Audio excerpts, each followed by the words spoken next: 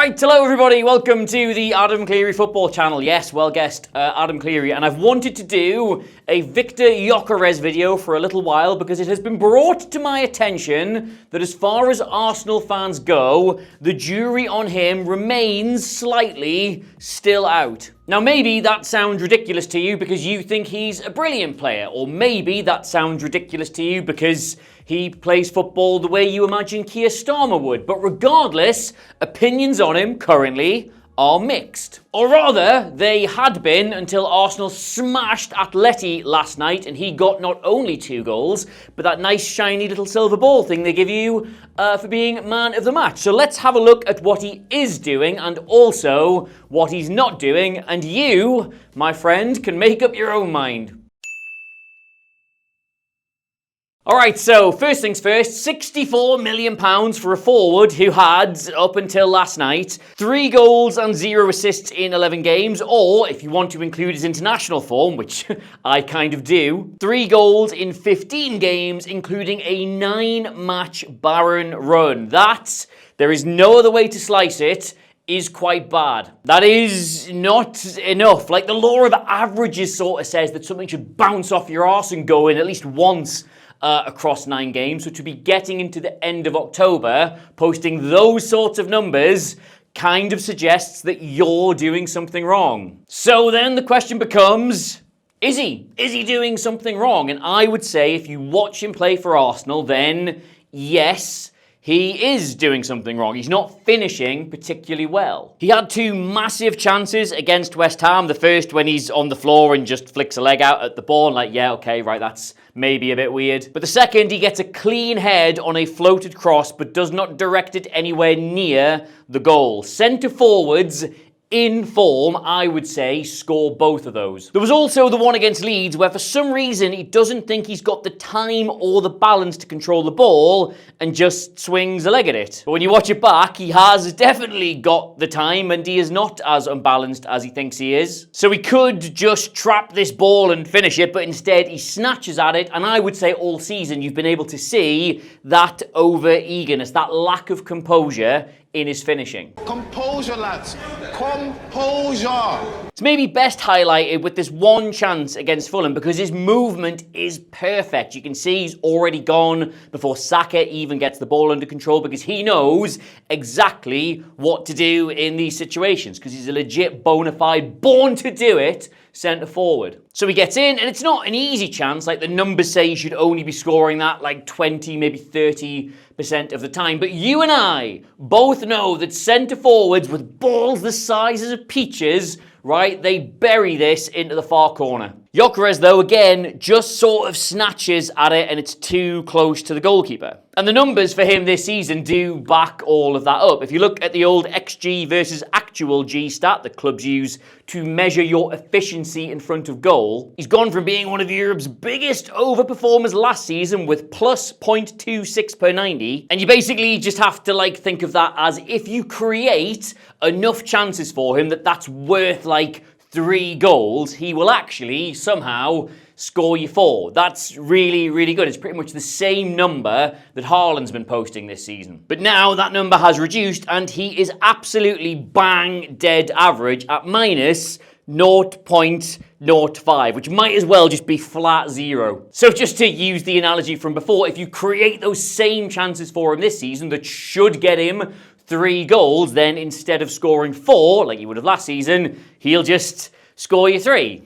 Or like 2.99 something, but that's not a real number. And the thing is, right, while that sounds bad and it looks underwhelming on a graph, that's actually fine. Like, Arsenal have created him 3.4 XG in terms of chances, and he scored 3 goals, which is, like, there's nothing wrong with that. Like, genuinely, having a centre forward who is statistically getting pretty much exactly what the numbers are saying he should is absolutely fine. And given that he's still new to this team and to this division, I would say that represents a really good start, provided you're still winning games. And in all of Arsenal's wins this season, Gyökeres has either scored or had decent chances too, which is good. But the problem, however, comes here, right? This is the combined shot map of Viktor Gyökeres in both of the games that Arsenal did not win. It's away to Liverpool and home to Manchester City. And the thing you will notice immediately, if you really scrutinise this, the thing all of these shots have in common is that they do not exist. This is not an editing error. There is nothing to show you. He played 90 minutes in both of those matches and did not register one single attempt on goal, either off target or on. And that is not good. This is the reason I think why he is dividing opinion. Like, just to be completely clear with you, right? Having a statistically average centre forward who just gets you the goals he's supposed to is a brilliant asset to have, provided you are A, either creating chances for him, or B, still managing to win games when you're not. Like, you would be surprised how few teams even have that. Like, this 39th percentile number might underwhelm you, but it is still better than 38% of all the other forwards in the Premier League, and that's not terrible. But when you do not win a game, and let's not forget here, Arsenal are now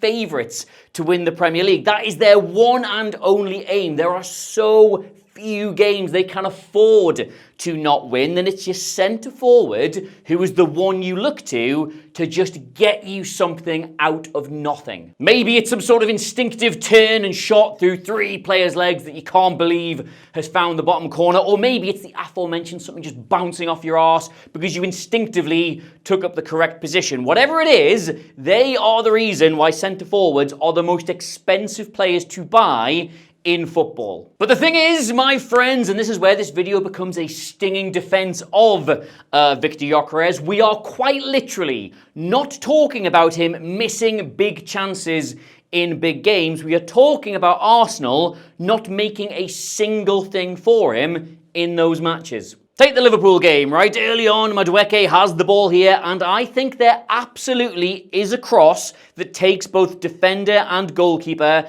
out of the game and maybe gives him a goal. But they do not attempt it. And I know Madueke's on his wrong foot there, but you could try. Second half, and this is maybe even harder, but I think rather than rolling this out to the edge of the box, I think if you fire that in at your centre forward, he can potentially just stab it goalward. But again, they don't even consider that. But despite him not getting a single chance in this match, he was constantly in the right positions, making the right runs. Arsenal just did not find him. In fact, and this is where it gets interesting, right? Opta recently published this, and it's every single one of the off-the-ball runs he has made for Arsenal this season, and coincidentally, it is the most off-the-ball runs anyone has made in the Premier League this season. Or it was last week when they posted it. And the reason I was so interested in this, right, is because these are essentially all the runs Arsenal did not make at all last season. We actually showed this clip in the video about him signing for them, so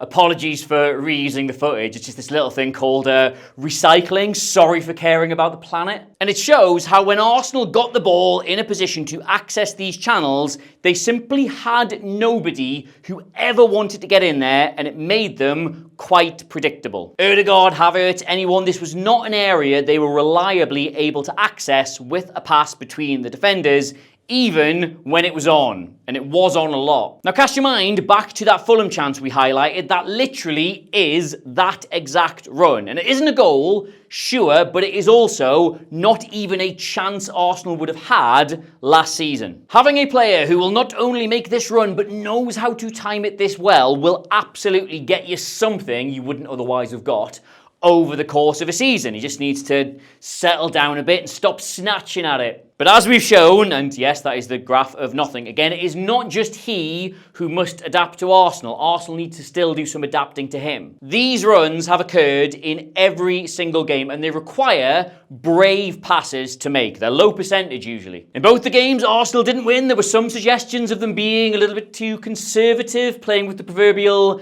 handbrake on, and when you do that, the consequence is they did not really look to feed him in these channels when he made these runs. Here against Man City, you would argue Zubimendi makes the smarter call in playing this out wide, but that's your centre forward in a foot race 1v1 with the centre back. If you're ambitious, if you're taking risks, you put the ball in here and see if he can get the shot away for you. That is literally what you pay all that money for, but they don't do it. In fact, the one and only time in both of these games where they do find him in the channel, he gets down the side of Liverpool and makes a really good chance for Gyökeres and Timber. So again, just like in all the other games where Viktor Gyökeres is not scoring for Arsenal, I would still say he's doing everything right. He's still incredibly disruptive. He's really hard for defenders to live with. He offers things both on and off the ball. And here is the big point I have been building up to, right? I think he makes Arsenal a better goal-scoring team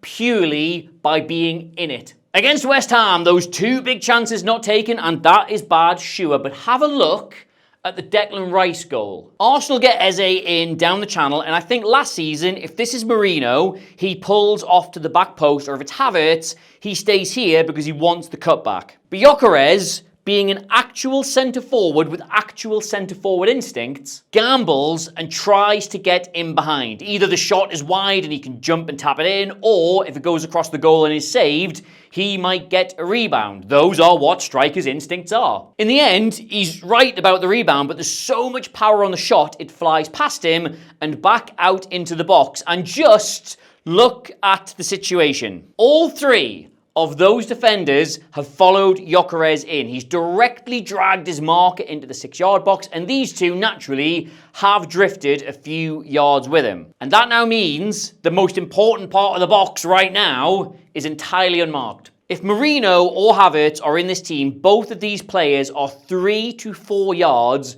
further out, and that gap is what makes Declan Rice favourite for the ball and why he scores. Don't get me wrong, it's a very small thing, and I would not blame you for thinking it's a little bit of a reach, right? I'm certainly not saying he does that deliberately to create the chance for Declan Rice. Absolutely not. He wants to score the goal himself. That's what he's there for. But having that kind of player with that dogged determination and that desire to get on the end of everything makes you play differently as a team, and that can force the opposition to leave doors open elsewhere that they might otherwise have not. Like, come on, even the chance he misses, it only comes about because he comes short, loses it, but will not give that ball up. He keeps applying himself, he stops the defender clearing it, and it breaks to Ødegaard. So, yeah, like, one, I think Arsenal do need to start trusting him a little bit more in the bigger games because he's making all the right runs and he's taking up all the right positions, and that is something you have to use if it's there for you. But also, other side of the coin, I think he needs to relax a little bit and stop snatching at things and trust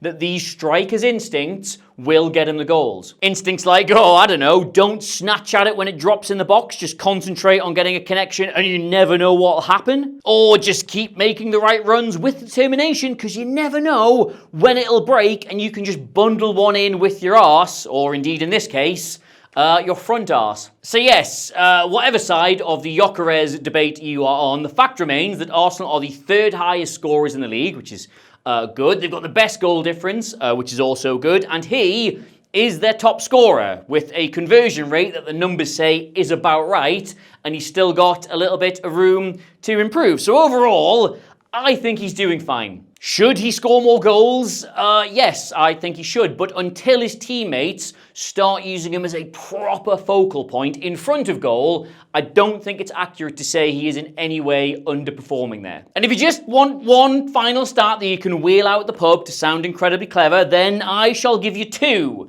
depending on what your mates are like. If they're nerds like mine, you can tell them that Gyökeres has the 7th highest XG in the Premier League this season and is the 9th highest scorer, which out of 500 players is absolutely fine. Or if they're normal, or you're talking to your dad or something, you can tell them that Gyökeres has the 8th highest number of chances in the Premier League and is the 9th highest scorer, which again, out of 500 players, seems absolutely fine. Just stop looking at hate watch compilations on social media. They are turning your soul to sludge. So yeah, I think Viktor Gyökeres is doing fine. And if you thought this video was fine, why not subscribe to us here at ACFC? Seamless plug, and if you enjoyed it so much, you'd like to tell me what kind of videos to do and get access to all the exclusive members content, the link to become a channel member is in the description below. I think it's the best value thing in all of football, but I have to say that. You can get me across all the social medias at Adam Clery, Clery. I can't remember what else to tell you.